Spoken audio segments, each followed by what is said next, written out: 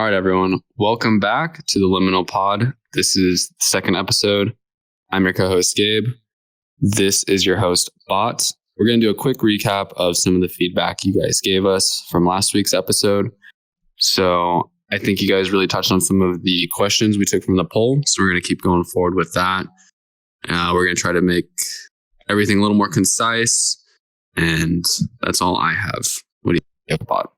Yeah, I think we got a lot of really great feedback, especially in the comments section, especially in the YouTube video. I know in the promo video it's a little bit more different, but I'd say some of the key things were that a lot of people seem to like the setting that we have. Of course, it's like a very unique podcast because it's one of the first podcasts that's in VR. So that was one of the major things. And some people, they talked about some of the content that we talked about, which they did like, and they said that they wanted a lot more of it. So we're back for part 2 now, and we hope that you guys still enjoy it as we do. It's definitely much more of a pain to set up, but now that we have things more in the swing of it, now it's just a lot more easier just to continue making episodes now. Yeah, that's everything from my end. Oh yeah, I think we're trying to make everything just a little more relaxed, just get the ball rolling quicker. And I think with this episode, we're definitely going to try to hit home with that. So if you want to lead us into some of the questions and topics, I think that'll be a good transition from here. Yeah, for sure. Go back into VR. That was one of our first topics, and a lot of people DM me about it. So yeah, like I said, one of the very first podcasts that's in VR. Like, there have been some in the past, but I'd say not as unique as this, because we have something really unique here because we get to have pretty much everything on the table that we want. Like, I could add whatever, me and you, we could dress up as whatever we want. Like, this time you dressed up as, like, what is that, like an anime girl or some shit like that? Yeah, I was kind of going for this anime look that has like the darker clothes, kind of just to fit with the aesthetic of the back rooms. Yeah. I have no clue what I am. It's like a cat or something. It might also be from like an anime, but like my problem is that I don't watch anime, so like I don't really understand any of the references that I think we're pulling off of. But it's all right. I don't watch anime either, but I think they look kind of cool. I think you're some like hamster cat combo hybrid. Yeah. But going along with that, we could probably talk about the current state of VR if you want to talk about it from your end, and I could probably just swing back with you. Yeah, so I think I have like a pretty preliminary approach and just experience with VR. I actually didn't even buy this headset, bought it for me, and I haven't used it much outside of like some of the gambling endeavors we've done and some of the VR chat. But from what I've experienced so far, I know I'm on a Quest 2. I believe you're on a Quest 2 as well. Yeah, mine is just a little bit more like modded, I'd say, because I have like the whole like battery strap system and like controllers a little bit more upgraded, but it's pretty much the same like device at the end of the day. Yeah, base model, we pretty much have the same thing going, but from what I've experienced so far, I'm liking it. I think some of the graphics could definitely be updated going forward. Like, things can be a little bit hazy, for lack of a better word, with the Quest 2. But for the purpose that I'm primarily using it for, which is obviously the podcast, I've been digging it so far. I know I had some issues with some of the motion sickness at first, but over time you kind of get a little more acclimated to it, especially if you have like a fan on or something. So as it sits right now, I've been digging it so far, and I think going forward, like I could definitely see myself investing into some of the newer Quest models. Yeah. Just to tie back into that, I'm running the same exact setup that you have, just a little bit more modded, and like primarily what I use VR for is just for like sitting down, having a talk, maybe like playing some blackjack with the boys or something. A lot of just like sit down stuff, because like I've tried having those like move around experiences. Like I remember when I played The Forest in VR, it was pretty like vomit inducing game, if you know what I mean. I could see that. Yeah, but where VR right now is, I wouldn't say it's a niche, but at the same time, it kind of is a niche because like not everyone owns one, and like usually like the statistics with people who buy VR is like they try it for a little bit and then they kind of just like it kind of just goes in the storage closet, which I think is going to change more in the future, and then we could kind of talk about more on that end. But as of right now, it's really like a really an interesting experience, and something that's definitely going to improve more with time. I feel the same way. I think it's still kind of like a small, close knit community because outside of the select few friends that we have, I don't think I could just mention VR to somebody and they would have any really idea of like what's going on with the community right now. Like you said, like what we're doing here is pretty unique in itself. So it's kind of hard to relate to some people right now about it. Because I don't think like, I don't know. It seems like with VR, you don't necessarily use it in the same way that you would like a console or a PC for gaming. Yeah. It's kind of like slightly more interface experiences like this where you can like literally like sit down, have a conversation or go gamble with your buddies or something. So I feel like the people that are in it right now are in a sense like the guinea pigs of what could be for VR in the future. Yeah, for sure. And oh shit. Just to go back into that, I feel like sometimes when people try out VR for the first time, they might have like a little bit more of like a negative experience in a sense, because like as you've seen, like a lot of videos online, like they portray VR as like, like older people or like younger people like running into walls and stuff.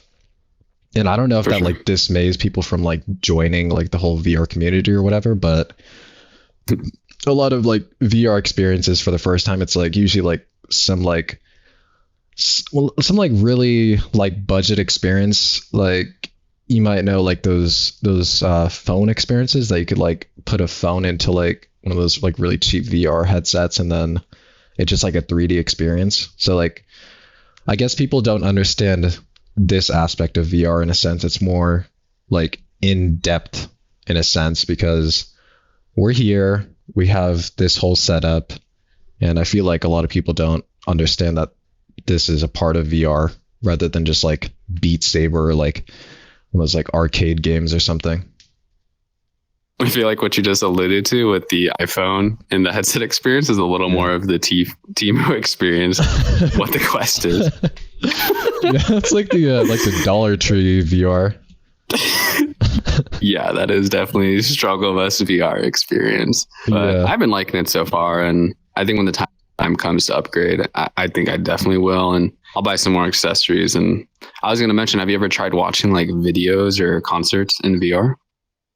Yeah, I have. I think I watched one of the concerts. It was like a Doja Cat one or something like that. And then there was also nice. I watched a bunch of those YouTube ones that they have where it's just like visuals of stuff and then just kind of like coming at you in 3D. Those are pretty nice. And then I think there will. Oh, sorry. I was going to say, I think there will be a big market for that kind of stuff going forward, especially with like UFC or movies or just images that like you would normally like try to get in like 4K Ultra HD or like at the movie theater, but in VR. I think once the tech gets to that point, that's going to be a pretty big selling point for a lot of people. Oh, for sure. Like, I wonder how they're going to price tickets for like the UFC fights. Like, is it going to be like $50 like flat fee and then everyone's like on that one front row cam, or what's that whole experience going to be like? Because I know that they did it before for the NBA, but I really didn't look too much into that. Yeah, I think there's a huge market for that. I don't see like, you think they would charge you to get, well, yeah, it would make sense, especially if it's like a pay-per-view and you get, premium, I guess, viewing experience. But I wouldn't imagine it would cost you over like $100, right? Because it's pretty much like what you pay $60 for a pay-per-view. Is that how much? And it's kind of the same thing, just like I think it's like roughly like 60 to 80, something like that. The price, I think, has changed, but yeah, I think that'd be pretty sweet. Yeah, for sure. What do you think about like the future of this whole thing and like virtual reality as a whole?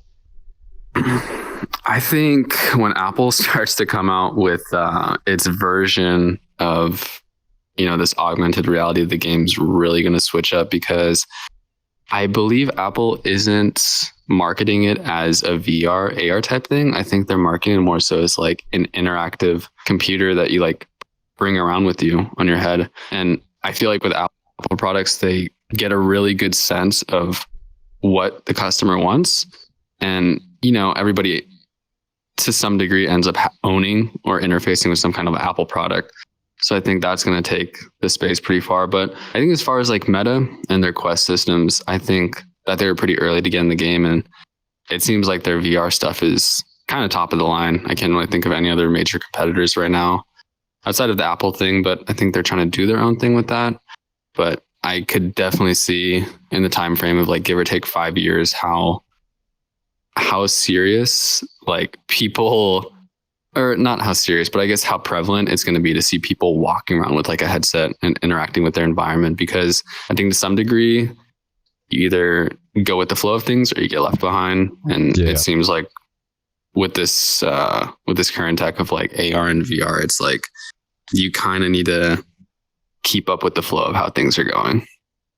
Yeah, I wonder like, because if, let's just say like a regular person that like saw like us in VR in this kind of setting, just like in real life, they saw us with the headset on, they'd probably be like laughing, or like, I probably think it's a little weird to somebody that's not accustomed to it. But yeah, as you mentioned, like 5 years from now, are we all just going to be in this kind of, they call it the metaverse, but really it's a really vague term for just like online platforms with like currency and stuff. And I personally argue that VR chat right now as a whole is basically the metaverse, because there's whole online communities of people that just stay on this platform for like pretty much their whole days, and so not a lot of people know this, but people actually get married in VR chat, and they have whole like long distance relationships with one another. I don't know if you knew that or not.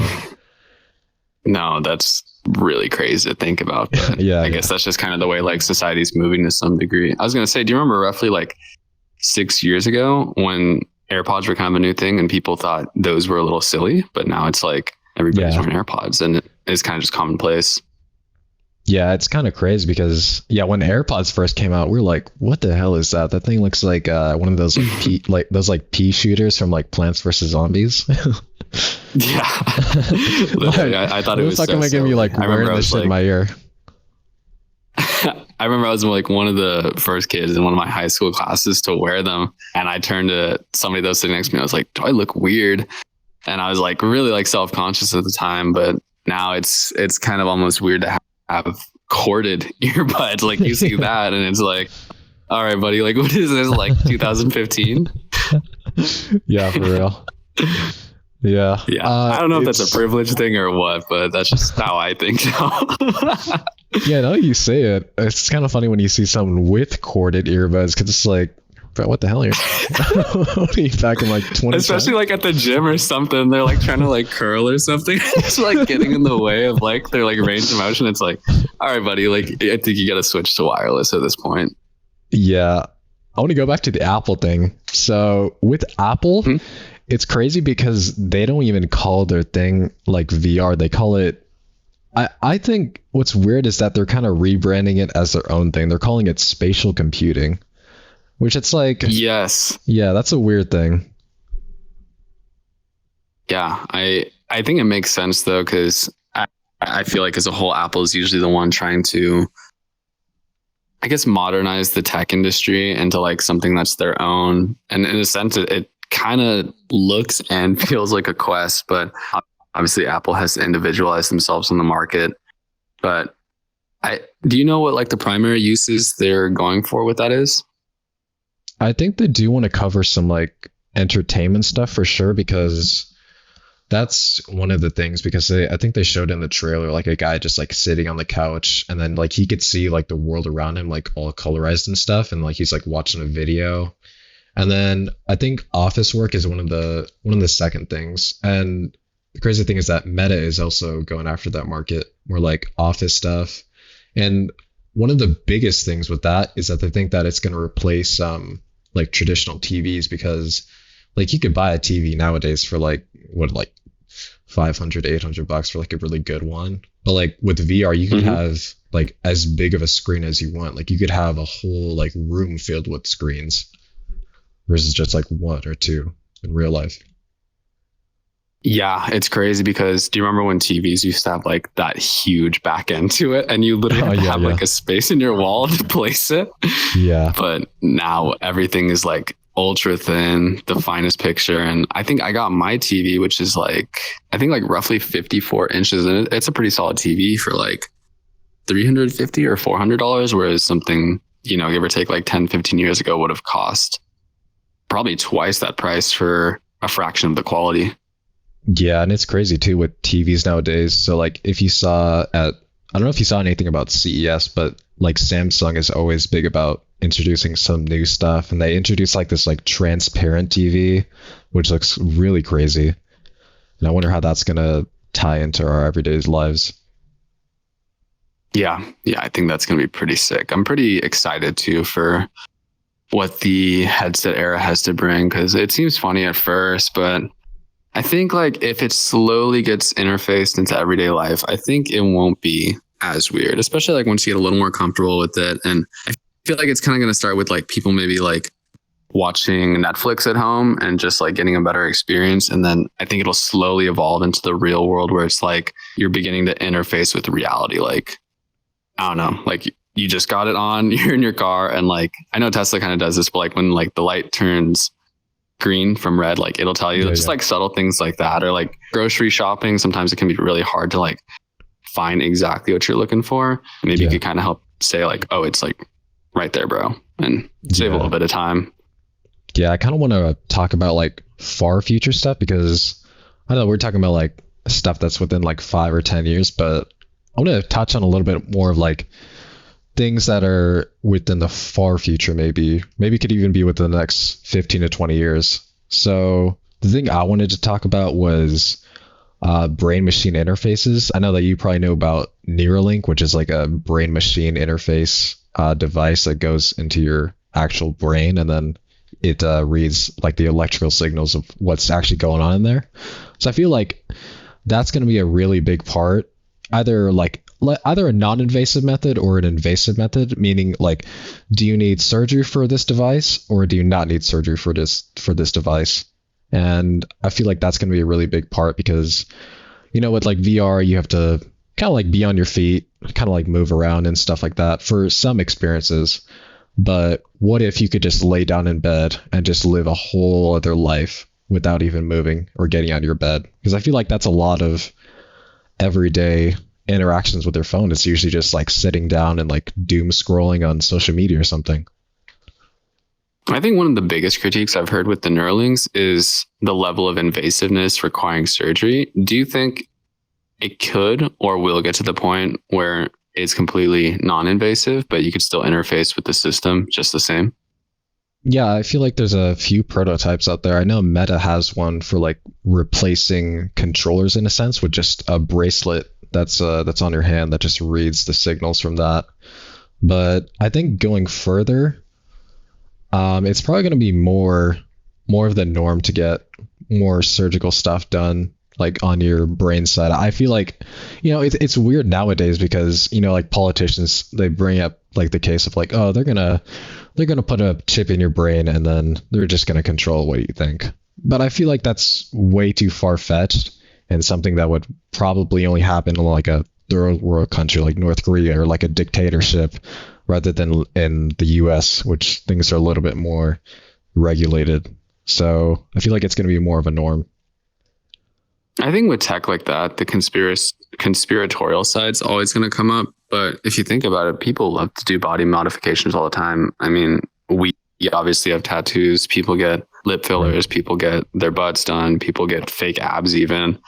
So I think to some degree, it's not too weird to think of it as like just another body modification. Albeit, yes, it is interacting with your brain. But I don't remember who said this, but it was something along the lines of, if you're not getting these implants done, then you're kind of going to be behind the curve, because if everybody else has the knowledge of a computer in their brain and you don't, then what value do you have in comparison to those other people? Yeah, that's going to be like if you're still on like the first like Macintosh computer or something like that, or the first like Apple product versus like somebody that has, like the first edition like MacBook Pro. It's like it's a whole different ballpark versus like someone using a flip phone versus someone using, like the latest like iPhone 14 or something. I think it's strange with humans because it doesn't really seem like there's an end to the innovation. It seems like things just have to keep going on, even regardless of the side effects that some of them might cause. Yeah, true. I feel like regardless of whatever the side effects or potential negatives are, people are always going to be innovating and like just making the newest thing, because I feel like that's just the human nature, just to make the biggest and better thing. Like back in history, they were always making like these massive structures. And then we look back at that nowadays, it's like, what the hell were they doing back then? Or how did they even do it? It's like, yeah, they have some unknown tech that we didn't know about. Yeah, like the pyramids, that's like a whole rabbit hole of just stuff that you could talk about. But yeah, I feel like it's going to be more of the norm to get more body modifications and just live in the metaverse. And I feel like, yeah, Cyberpunk, it kind of covers that a little bit too. I never played the game, but I kind of read into the lore a little bit. I think a lot of my thinking nowadays is just, when is enough enough, and should humans as a whole keep innovating and just finding out what happens like after the fact? Yeah. I feel like when is it all going to end at one point, or when is it close to the end, to the point that it's too dangerous? And people have concerns with AI, and I'd say I have a pretty big concern with AI at the moment. But as of right now, as it stands, it's nothing too crazy like a robot like breaking into my house and like stealing all my stuff. Like, it's not to that point yet. Yeah, it feels like AI is definitely that next big leap forward. And I was listening to this podcast with this Google AI dev, and just hearing his thoughts on how things should be regulated is pretty concerning, I think, because I don't think the average person, not to say like I'm above the average person, but just an everyday person understands the consequences that like unregulated AI can bring, because these are machines that learn insanely well. Like, yeah.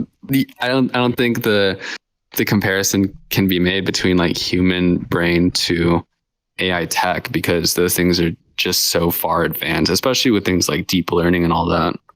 Yeah, especially with automation too. Like, a lot of people's jobs are going to be automated. So what are we going to do at that point? Are we just going to give everyone checks? Like, and then how are people going to find value from that? Or is everyone just going to go into like this creative economy where AI is just doing all the back work while humans do all the creative stuff? But then AI can also do creative stuff at the same time. So how is the value going to be weighed differently? I think to some degree humans have dealt with this, with certain machines taking over jobs and people being without work because something has automated or something better has come along to do it. So I feel like I'm optimistic in the sense that we as humans will find fulfilling work outside of the menial tasks that like AI will automate it first. But it does bring up an interesting point once, the AI begin to get creative. And I was thinking about this too. It's like, once they're so good, like what can humans do that an AI can't? Yeah, so is everyone just going to be like a painter at the end of the day, or something like that?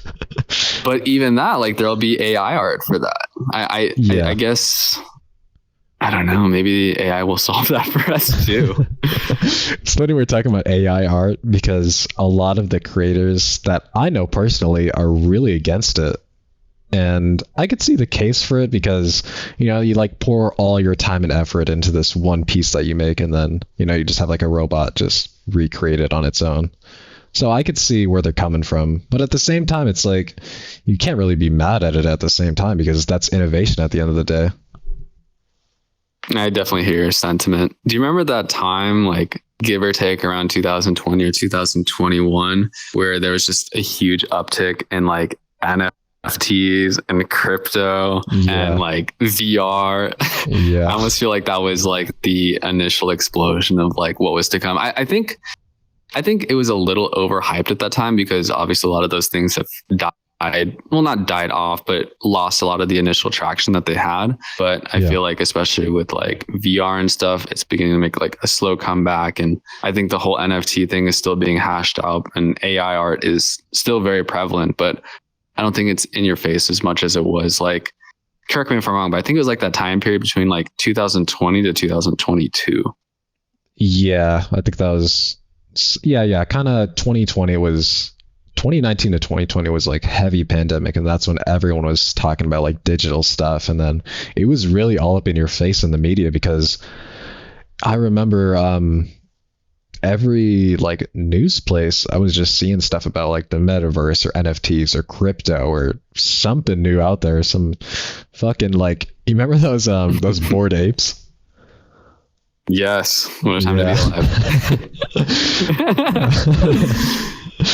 Yeah, I remember I wanted one so bad, and then I remember I was watching this video the other day on how they're actually like really racist Nazi imagery and stuff. Have you seen that video before?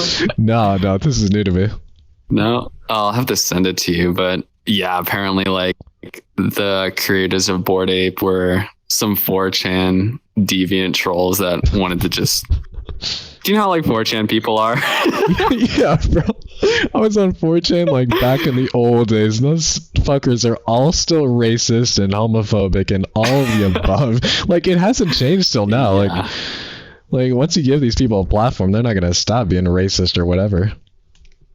Yeah, and I can't completely speak on this shit because I'm not on the actual platform as a whole often, but I do listen to a lot of like media and stories that come out of there, and it seems like a cesspool of just the worst. But again, can't say for sure. But yeah, I don't know. 4chan, it's a strange place. Yeah, it's like if you like gathered all of the like sweaty men into one room, and that's pretty much 4chan. Maybe it's like Discord Mod Central. Discord is another one because that's like that's another cesspool of just weird stuff with like e-dating and all that, and it's just really weird. That's true. Discord does have a lot of utilitarian value too, though. Like I've used it to interact with like classmates or like forum groups for video games to chat to. So yeah, don't get me wrong. Support Discord as a whole. It's a really helpful platform, especially with schools nowadays, because like every like class now has like a dedicated Discord for that certain class.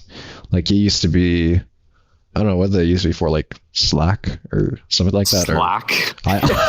I have no clue. Did you ever use Shobi? No, that's what the fuck is that? It was like it was an app that we used to submit assignments to in high school. I don't know. What did you guys use at Faith for assignment submission? We had our own platform. It wasn't like Canvas or anything. It was a whole other... I have no clue. Hell yeah. Yeah. Anyhow, but, do you want to move on to the next topic? Yeah. We check here. Favorite horror films and their influence. I'll let you start this out because you got quite a list that you made. Yeah, so as a whole, I definitely consider myself a film buff. I've racked up quite the collection of film. And if the audience has any good films to watch within horror or thriller, I'd be psyched to hear suggestions. But anyways, I didn't want to keep the topic too generalized, but I wanted to focus a little more on something that Bot and I are way more fond of, which is found footage. And kind of along the lines of like horror thriller, I suppose. But one of the ones that we vibed with pretty hard was As Above, So Below. I watched the film some time ago. I think I'm give or take like 2 or 3 rewatches into it, but I don't know. I like the pacing of that film. As a little bit of background, it's basically this group of younger adults that travels to Paris to go investigate the catacombs. And along the way, just some crazy things begin happening. People die. And I don't want to spoil too much, but I think it was definitely pretty revolutionary in like the found footage film. Yeah, just to backtrack on that, they're trying to find so it's like the daughter of this or some like excavation person, and like it's a daughter. Yeah, she was like a her. geologist type thing. Yeah, something like that. And she's basically trying to find this artifact, which is called the Philosopher's Stone or something like it. It's like this like stone that basically it like heals people, and then it could also turn base metals into gold or silver. So that's something she's trying to find. And if you watch the movie, you'll kind of learn more about it. And one of the fun facts that I actually just learned today was that it was one of the first like films that was filmed, like the French government, they gave them permission to film inside of the actual Paris catacombs. That's pretty sweet. When I went to Paris, we booked it a little bit too late, but I wasn't able to go. But that was one place I really wanted to go. And I could definitely see where the government's coming from in that sense, because I think it's definitely like a revered type site where it's like you don't want to like mess around. Yeah, there's a lot of people that have gone like missing, and it's super easy to go missing in that place because everything just feels like a maze, and it spans so many miles that it's so easy to get lost in that place. And the crazy thing is that they actually pay people, like third parties, not like affiliated with the French government, but other third parties that you pretty much pay and they give you a tour. But the really like shitty thing is that sometimes these people, they'll give you a tour and then they'll just run like halfway into it. Like they'll just book it into like a whole other direction and you're pretty much dead. Like you're either lost or dead. Oh, so they kind of, in a sense, like scam you? Yeah, it's like a really scumbag practice. It's like, you can just show me the way out. You just have to book it. Yeah, that's really unfortunate. I think if I ever go back to it, because it's located in Paris, right? Yeah. Yeah, if I ever go back to Paris, I'm definitely going to book that in advance, because I don't know, it's kind of crazy. Just like huge, like graveyard underground, just millions of bones and winding tunnels. That sounds fun. Yeah, I feel like, I wonder if we have something like that in the US or if it's all just like graveyards or stuff. I'm kind of curious. I don't know. I think we just have the back rooms from the Denver airport here. Yeah. I think we just have the secret White House bunker in Epstein's Island. Yeah, the U.S. is a little more shrouded in mystery as to their catacombs, but I'm sure there's something out there. Yeah, it's awesome. Another film I had jotted down was VHS. This is not the best of films per se, but it really resonated with me. I thought it was a super diverse series, and I think there's, give or take, like 4. Actually, no, there's been more since, bro. I think there's a total of like 5 or 6 now, but they're pretty much this selection of short films that somebody stumbles upon to. For example, in the first movie, I think this dude breaks into this house, and I forget what he's looking for. He's either looking for a buddy or maybe he's just looking for the tapes. I don't know. Anyways, he puts this VHS into the TV, and then there's this selection of just like these crazy short films in which paranormal, eerie, homicide, like crime things happen. And as he's watching it, you could kind of see in the background, like he's kind of getting creeped up by like this like person or entity. And that was like the big thing with the first 2. But I know with like VHS Viral, they kind of steered away from the storyline a little bit, and they made it to more of like a movie, I guess. Like it had more of like a storyline opposed to like the first couple. But that series was dope. Have you seen it? Yeah, I've seen I think maybe the first VHS and then the second one. So the one that in these stories, they're, as you mentioned, they're going over like these pretty much like these tapes and stuff. And then the one that really, I thought that was one of the weirder ones, was the Japanese school one. That one was really, really weird. Yeah, I remember that one. To summarize it, there's this group of tourists that went to this school somewhere in Asia. Forget exactly where, but anyways, the head honcho guy there is essentially their cult leaders. They come to find out. And it's kind of like a Heaven's Gate almost, because these people end up like offing themselves, and then like this demon baby is born. It's a lot to explain, honestly, if you haven't seen it, but I highly recommend like you guys to check out the VHS series. It's pretty innovative for, I think, what they were going for. And like you were saying, that short film was pretty nuts. Yeah, there is also one about the they were at like this lake cabin or something. It's like this family of I think it was just like the kids or something, and then like these aliens just came and just started messing with them hard. Like the first like alien they encountered was when one of the kids jumped into the lake, and he just saw him there. It was pretty crazy. Yeah, I remember that. He like dove underwater, and then there's just like this alien that kind of like took a swipe at him or something. That's one of the reasons why I'm kind of scared to swim in like those lakes or open water nowadays. Yeah, same here. Big bodies of water like scare me quite a bit, especially like when it's murky and you can't see too far below you. I'm like, something just gonna like pull me into the abyss right now or something.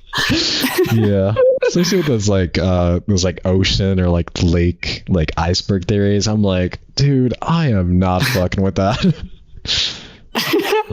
Yeah, I hear a lot of like Native American based tales too, with like things revolving around like the lake and like there's like children luring you in and killing you, and I'm like, okay, maybe the lake's not for me.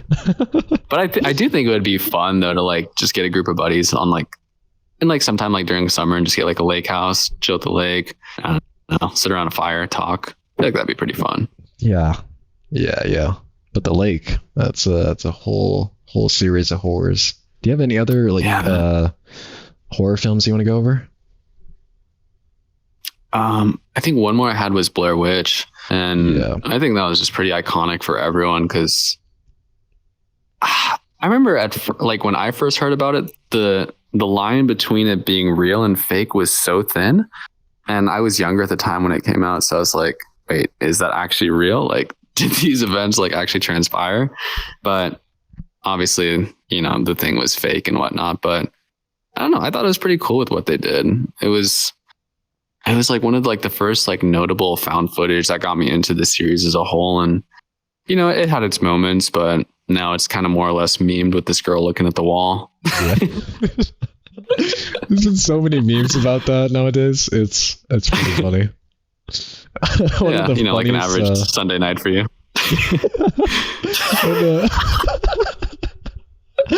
That's me right before the podcast. Yes, everyone. For everyone that doesn't know, Bot does not do anything but look at walls and occasionally post reels. That's the extracurricular activities I put on my resume.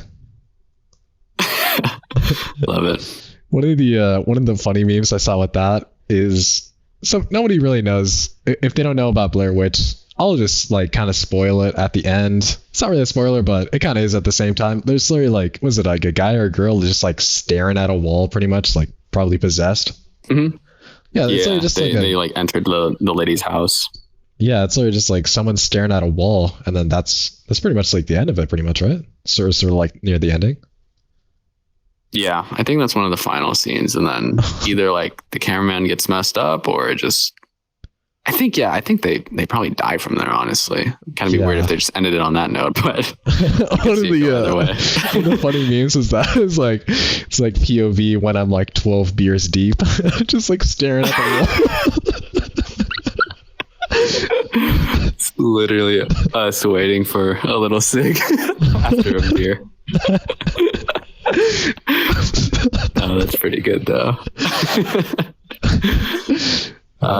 That's classic. Yeah, overall, dope film. I think found footage is unfortunately it seems like a lot of people don't like it, and I can see where they're coming from. It's not like your typical film that has like a solid plot and characters that go through arcs and whatnot, but I think it's a good like watch, especially for those of you who haven't seen any yet. Maybe start with those series like VHS, Blair Witch, and As Above So Below, and I don't know, maybe we could have like a little like movie discussion in the future. I think that'd be pretty sweet. It'd be kind of nice to have like a little separate discussion outside the podcast, maybe.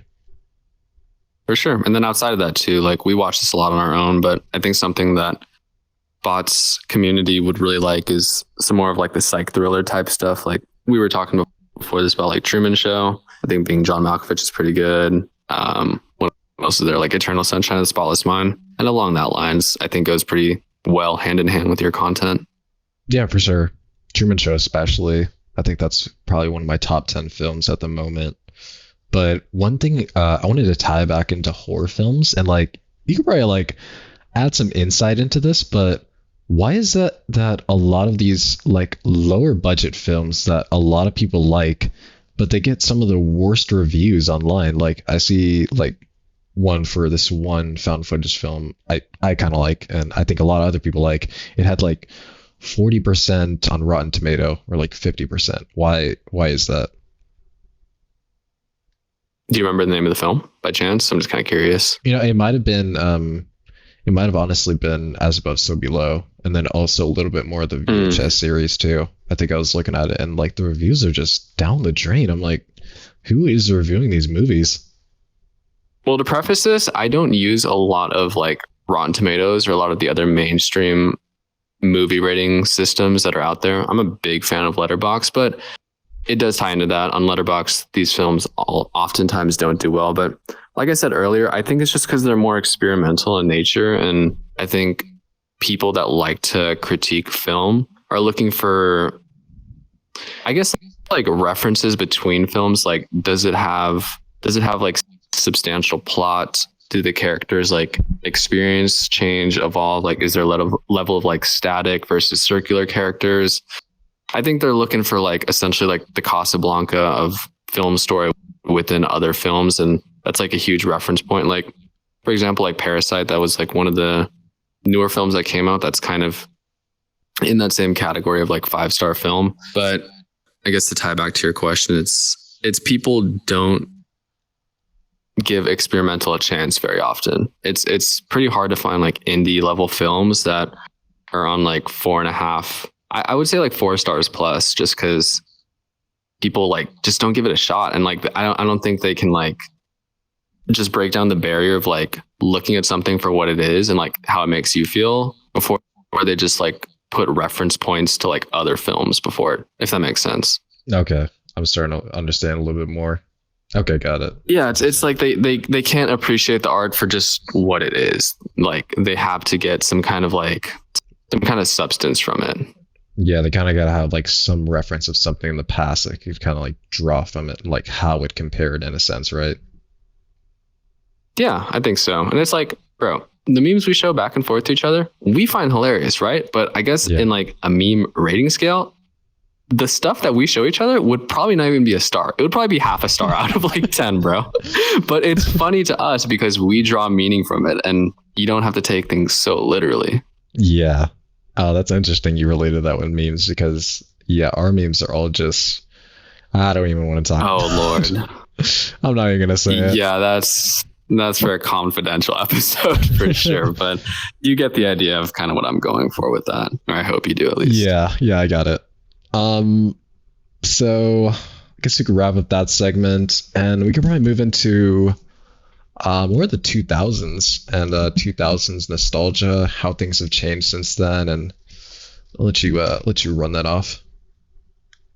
2000s nostalgia. So I guess 2000s encompasses 2000 to 2010.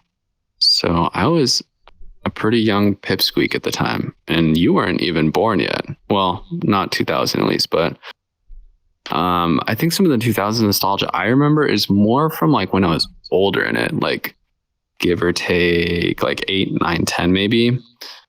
And I don't even know. I didn't even think about this too hard, but because it's like you don't really like get a lot of like foundational memories, I feel, until you're like, what would you say, like 12 maybe? Like 10, 11, 12? Park of like 8 to 12, I'd say. Yeah, because I think 10 is, what grade would I have been then? Like, I don't even know, 4th grade, 5th grade, something like that? Yeah. So I think middle school, 6th grade is like 12. So maybe like 4th grade. Yeah, at the time I was just a nerd. I was just a geek. Had a ratty little haircut, a little bowl cut, probably wearing some clothes that were mid. But Do you remember any of the brands that you'd wear? Because I remember there was oh one. God, yeah. Do you remember the one with the F, bro? Like the gangster F. Bro, I would wear some of that, some Volcom. I think I had like do you remember those like ice cream shoes that people were wearing for a minute? Is it like the ones that rappers would wear or something, or ice cream shoes? I don't even know, bro. They were like they low-key look like clown shoes looking back on it now. But I was rocking some of that. Yeah, I don't know, just some basic brands. I didn't have a lot of like my own style. I think like Hollister, Abercrombie were like bigger back then. But I don't know, man. I think I was just trying to live a peaceful life at the time. I think like the biggest thing that stands out to me back then was like just like the younger insecurities I would have. I was like never like just like a zened out chill kid. Like I was always like thinking like, what are other people thinking about me? Like, yeah, does like this shirt look fire? Like, does this haircut look okay? Like I could never just like chill. Like I had like a lot of like pent up anxieties and stuff that I just like didn't know how to deal with at the time. And I'm sure you could relate to that to some extent. Like, what are you wearing? How do you look? How are you presenting yourself? Or is this like a thing that everyone else is wearing? I remember like everyone else is at one point they were wearing this one brand or something. I've totally forgot. It might have been like Stance socks, or do you remember that? Oh yeah, bro. I love the Stance sock era. That was more like when I was in like middle school though. Yeah. I guess you could also consider that sort of like 2000s, 2010s in a sense. Yeah. Yeah, it was an interesting time, but trying to think of, sorry, go ahead. Do you remember like the rise of social media back then? Do you remember any of that? Oh, for sure, bro. That was more like closer to like 7th grade for me, which I think at that time I was around like 13, give or take. But I remember like the first wave of like, I remember the big ones for me were like Snapchat and Instagram. And it's kind of crazy to think like how far some of those things have come. And I don't even think I have like any of my original accounts from them, because I had like this weird thing where I would like delete accounts and then like make new ones. Like, did you ever have a phase like that? Yeah, I think I made like one account when I was younger. I was like, now that I look back on it, I'm like, what the hell was I posting back then? It was I don't know. I never really thought of it as being like this crazy revolutionary thing. It kind of just felt like another avenue for like getting in touch with your friends and stuff. And at its core, like that's what it is. But obviously now with AdSense and all that stuff, it's a little bit different. But I didn't think too much of it back then. I was just like, no, Snapchat seems kind of cool. And like people would like, I remember in like guitar class, bro, we had like these like music stands and people would put their phone on it. We like scrolling during class. And I'm like, oh, yeah, that's kind of cool. I guess I'll do that too. That's hilarious you mentioned that, because we would do the same thing in orchestra class. Like, we would be all the way in the back because like we played the double bass, so like they would stick us all the way in the back of the classroom and we would do like the worst like shit on our phone. Like we'd be like watching the stupidest stuff, playing the stupidest games, like Snapchatting random people, just doing the most. Oh, that was the era. You gotta love it. Yeah. I think social media has definitely changed throughout the years because, you know, as you mentioned, it was just a thing for just connecting with your friends. But nowadays it's more than that. Like nowadays there's like this short form content, which has become way more popular within, would you say more like 5 years or so?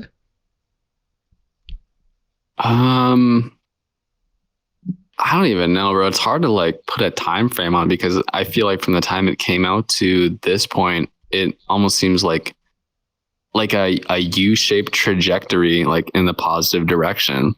Like I don't think it necessarily took off super concretely at one point or another. It seems like once it was here, it was just like, it's just going, bro. And I feel like it's still like that. Like the trajectory is still going to the top. But I would say within, yeah, it seems like last 5 years, give or take, probably a little more, but it seems like it's still exploding, to be honest with you.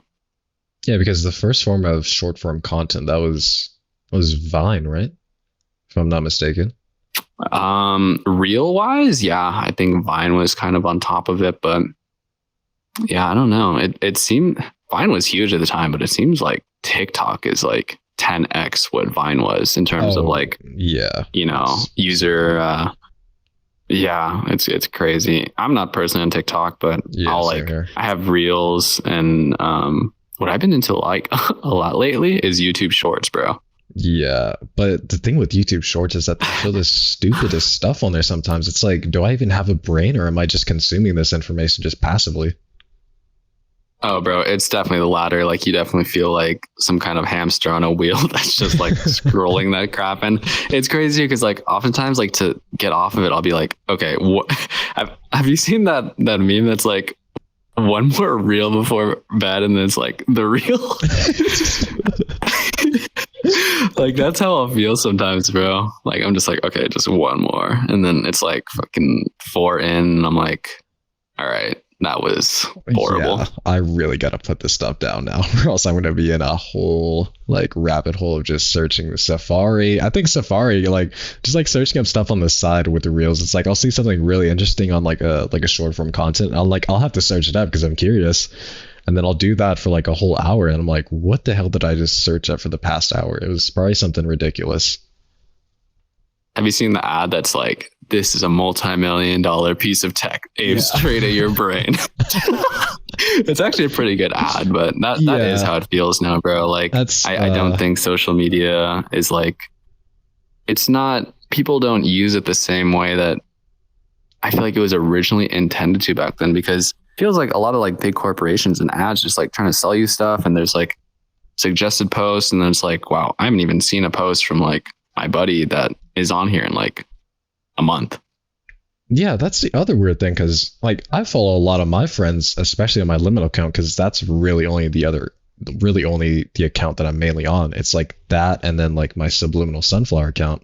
But like I still follow all my like main buddies, and it's just very like a rare occurrence for them to like post something about themselves nowadays, versus like back then it's like always posting about you, your family, your hobbies.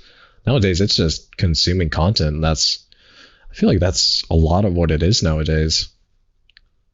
One thing I've actually been following more now is stories on Instagram. I find those like a lot more digestible, quick, and just like straight to the point, and like it's pretty accessible to like all of the people you follow too, if that makes sense. Like, I won't just see brands I follow. Like, I'll get to the point where it's like, oh, she posted something on her story, and I think it's pretty cool what they've done with the stories. Yeah, one thing I wanted to touch on was censorship, because I've personally faced a level of censorship on Instagram, the platform I'm mainly on. But that's one of the weird things from the 2000s, was that really, when you think about it, nothing was censored. Like, you could say pretty much whatever and you could get away with it. And then nowadays they're like going back in like someone's Twitter, and it's like, oh, you said this like on this day, like back in like the 2000s. It's like, that was me back in like 2008. Why are you pulling up this tweet that I made, or something ridiculous like that? And it's not even just that. It's like, why did you post this? Like, if you align with someone politically, or just something along those lines. It's been really weird. Bro, I feel like as of today, 2024, the code has actually been like shifting a little bit, because I think about like 2 years ago, the stance was definitely like, you have to watch everything that you say. But it seems like at least the creators that I follow on YouTube are kind of getting back to that point where they could be a little more radical. Well, not even radical, but just like freely say what they want to say without being censored. Have you noticed any of that, or not too much? I'd say a little bit, but certain topics on Instagram especially, they'll censor you for it. Like, if you're posting stuff about like firearms or something, then they'll censor that. I know one of my buddies, he gets a lot of his comments taken down for just saying, like, it's not even like something that's censor worthy. He's just saying something generic on a comment, and I guess Instagram's AI takes that as something that's censorship worthy, that they'll just remove the comment, or they'll remove a post that kind of talks about it. But certain stuff I do think needs to be censored. Like, you probably know, but like really like horrible stuff that is just like horrible people just post. But I guess you know where I'm going with that, but I'm not gonna say. So essentially, your entire feed. Yeah, my entire feed. Yeah. Okay. I think we were talking about censorship. Was the last thing that I remember. Yeah. Oh, yeah. Censorship. So, yeah. How do you think it's changed throughout the years? Do you think things are? You said you felt things are more censored. Things are less censored now than they were a couple of years ago. And it seems like things are kind of changing because I believe platforms are beginning to realize like you can't push too hard or else new avenues will start to rise up. Like I'm sure you heard of like Kick and all that stuff that's coming up that allows creators to be a little more individualized, I guess, to some extent. Yeah, isn't that more like the Twitter or like X of Twitch, if I'm not mistaken? Yeah, it's a Twitch competitor for sure. Oh, okay.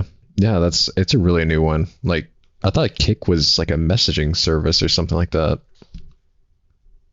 That's what I think that was like KIK from some time ago, but this new one is like KICK and it's like a green logo and it's apparently they're treating their creators pretty well financially. So I guess we'll see what happens with it. Yeah, I feel like they kind of mess with the creators a little bit more on Twitch, which it's like some stuff is valid because like you'll have like literally half naked women on there, but like you won't censor them. And then I remember there's this recent dude that was straight up just masturbating on Twitch, and they're like, I don't know if you saw that or not. Like they're like, oh, you're not going to censor this, but like it's like you'll censor this, but like you won't censor the other girl. Yeah, I had to stop streaming after that one, but no. I don't know if you saw that or not, but it was a huge controversy because like there was this whole like ban with these like OnlyFans girls. That's like, okay, how are you not gonna like censor that, but you'll censor this other thing that's like completely. I haven't seen the dude, but I think what you're referring to with some of those women is like the jacuzzi streams and stuff. Have you heard about those? Yeah, I've heard about those. Yeah, it's like what are we devolving into here? Are we just a bunch of monkeys watching people in like chlorinated water just pose and give them money? Yeah, and the weird thing is this whole like rise of OnlyFans. I kind of want to hear your input on the whole thing. OnlyFans, that's a weird one because I don't necessarily not support it because I think it's just another avenue of creators to make money. And at this point, it's like people online can make money, bro. It's not as a weird topic as it was like 10 years ago where you're like, oh yeah, like I'm starting like this online business or profiles or whatever. And people would look at you kind of funny. Like, no, at this point, social media, OnlyFans, all that kind of stuff, like streaming it's a legitimate like line of work, albeit it can be a little hard to make it to the point where you're making like pretty solid money, but it can happen. So I don't know. I don't think I necessarily have a problem with it. I don't have an account or subscribe to anyone, obviously, but I don't know. I don't really have a problem with it. I think like, let's say like you had a daughter and she was like, hey, I want to start an OnlyFans. What are you saying? What am I saying personally? Yeah. Oh, I'll be like, have you considered anything else? They're like, okay, I'm filming.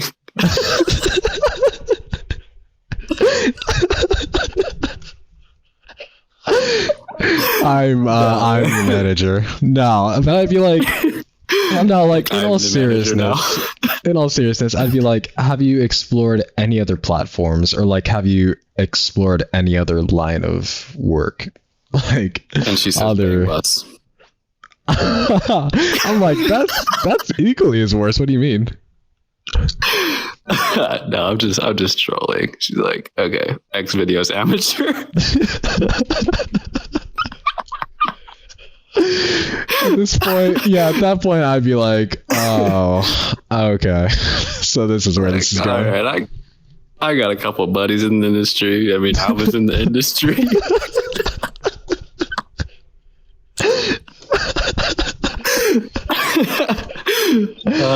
Yeah, no, but yeah, in all seriousness, I'd probably be like, okay, why do you want to do it? Yeah. And she says something, and assuming it makes sense, I'm like, okay, have you thought like about any other careers that are maybe a little like, because I think the thing with OnlyFans is like that's like what do they say, like on a digital footprint, and I think to some degree that'll follow you into whatever you decide to do, assuming you do something after, It's like, what if you want to be like a lawyer after that, and then like you're just like in like court, and then someone pulls up like your whole like log of just stuff in court. It's like, so this is who your lawyer is.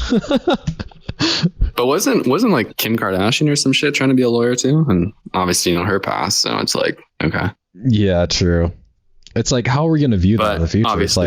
It's like, okay, you were on this platform, and of course you're exposing yourself to the public, like, well, to people who pay, pretty much.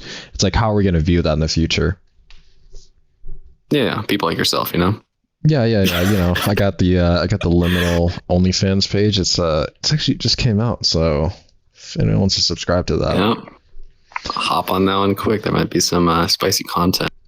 I think like even now, like I think this might be a toxic trait of mine, but I like to read the comments of like different media, and it seems like with a lot of like these OnlyFans girls, I mean, a lot of people already don't support it, and I could see why, because it's like, for one, you're kind of like preying on like incels to some extent. Like, I think a lot of like OnlyFans subscribers are lonely single men that want to get some form of attention or just want to like drool over women. And it's like, I feel like as a creator, you gotta have that in the back of your mind, like, would you want to like exploit like a certain population just for your financial gain? I guess is what I'm getting at.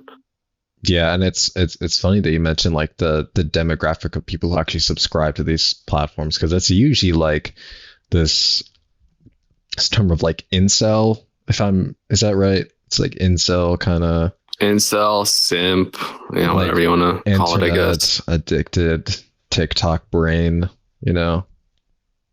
Maybe some porn addicts in there too. Oh yeah, that's definitely one of the top ones. It's like, why are you just simping over this one online like figure, one like everything, like even if you are addicted to porn, like why would you want to just subscribe to that out of your own financial pocket to support that specific person when there's like a whole plethora of just free resources out there that you could really just access at a given time? Like they said, go outside and touch grass. I think that stands more true now than ever, because sometimes it's like I've even been taking a social media break. I've deleted Instagram from my phone, and this is gonna sound so stupid, but I'll just check it once a day at night, like usually on my laptop or something. And that's been like a game changer.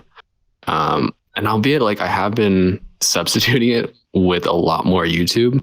Yeah. But YouTube isn't the same kind of like media content. Like it's not like a lot of doom scrolling, and there's like some good educational stuff there too. Like there's a lot of podcasts and stuff, which is great. But yeah, I could never like rationalize just giving out your money to this person who, and a lot of times, I don't know if you've heard this, but like when you like message those people on OnlyFans, like it's not them messaging you. It's like their managers, or a lot of times like some guy. Yeah, it's kind of funny because I actually have a lot of like, there's a few followers of mine that are pretty famous on OnlyFans that follow me. It's like it's pretty interesting. No. No, that's fair. Yeah, that's fair. That's pretty cool. I'd love to.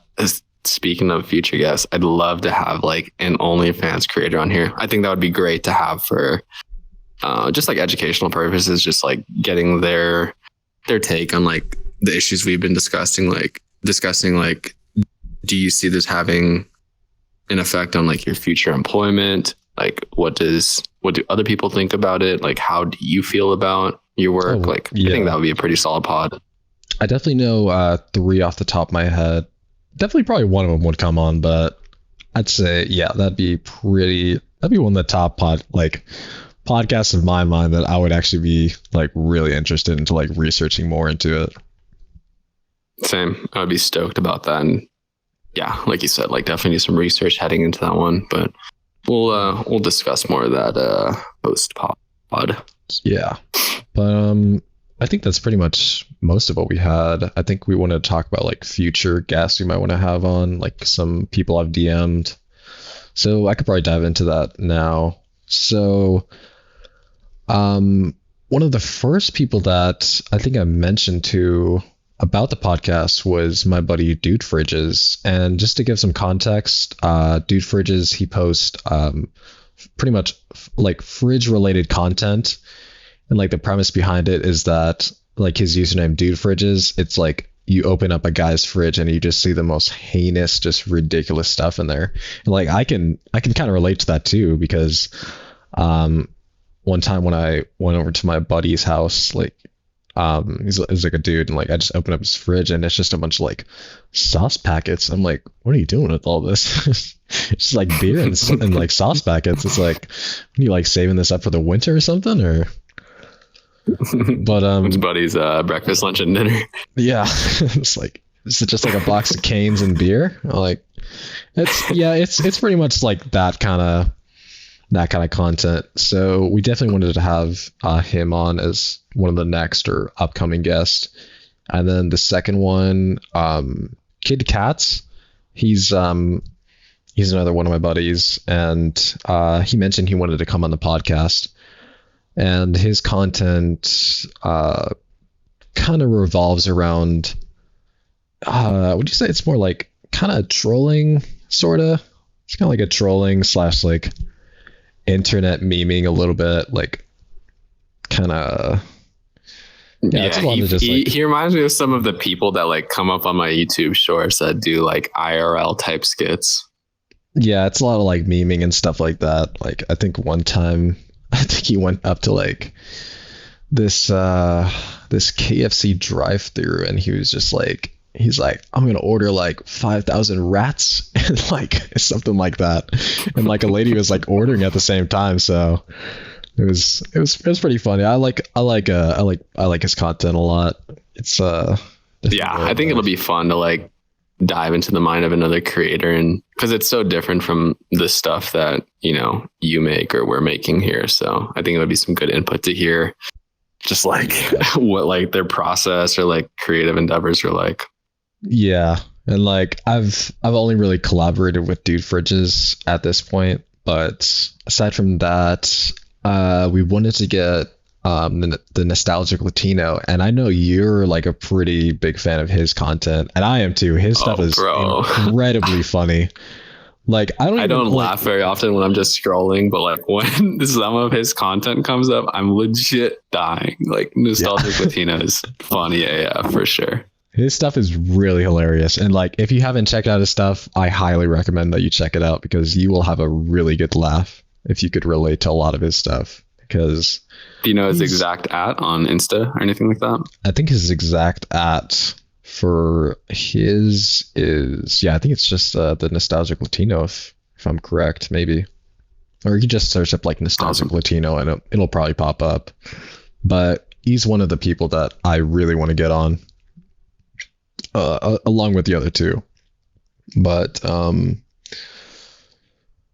some internet buddies I want to shout out would probably be maybe get on the podcast. I haven't really discussed it with them yet, but one of my buddies, Nostalgic Memories.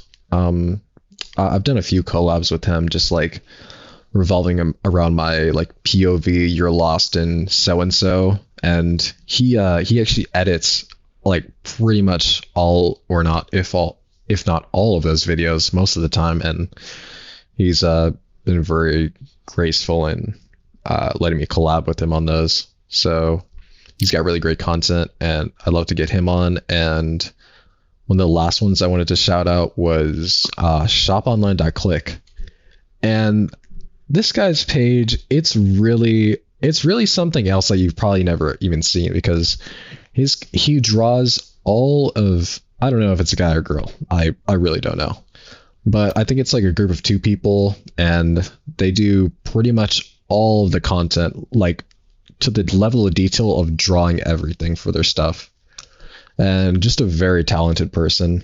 and someone that you guys should really check out. I think his tag is literally shoponline.click. And if you've never checked out his stuff, then I highly recommend it. But yeah, that's all the shout outs I wanted to do. Just to add on to that, in the near future, we're definitely going to have some IRL buddies on for a little more of a comedy based episode. I don't want to drop any names right now. They know who they are, but you guys can definitely expect to see some of our IRL friends in here in the not too distant future. Yeah, maybe even the next episode, because I think you mentioned you should talk with them too. It's this whole comedy episode we pretty much wanted to put together, kind of similar to what is it, like Joe Rogan's kind of setup he has with like the parks thing, or like protect our parks, kind of like something like that. Yeah, I think as a whole we have a good system going here where we'll kind of brainstorm on a Google Doc beforehand, so we're not just freeballing things. And I think we'll definitely do that with the one we do with them for the comedy episode. But I would like to think to some extent we kind of just we freestyle a little bit outside of the topics too. Kind of like what we're doing now, basically. Like, I think compared to the first episode was a lot more like scripted, whereas this one's definitely more just off the dome, it feels like. Oh, for sure. This is more like free flowing versus the first one, which is, we were a little bit more reserved with our stuff, but I'd say now we definitely have a little bit more of a sense of how to flow with things and just how to like transfer between different topics. But yeah, that was a pilot episode. Yeah. And we listened to a lot of the critiques, and I talked to friends and all that. And I think once this episode airs, there's going to be a clear difference between this one and the first, because the first, I know I was for sure nervous and just not speaking super freely. But I feel like with this one, it was funny. We had good points to say, and I like this one for sure. Yeah, this is definitely favorite episode so far. First one is really great, but this one has definitely topped it off. But yeah, that's everything from my end. Probably close it out if you want.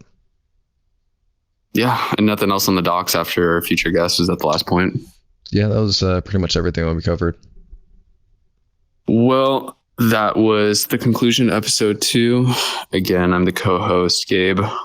This is the host, Boss. We're trying to keep up with this, so please leave some critiques. Anything else I think would be good. It'd be good if you were to run another poll, just because we've been referencing that a lot for what people want to hear. Just trying to get a gauge of what the audience is into, but we're still doing it. Hell yeah. Awesome. Well, that's it from our side, and we'll see you again on episode number 3. See you guys. Have a good night. Yep. Alrighty. So we're good.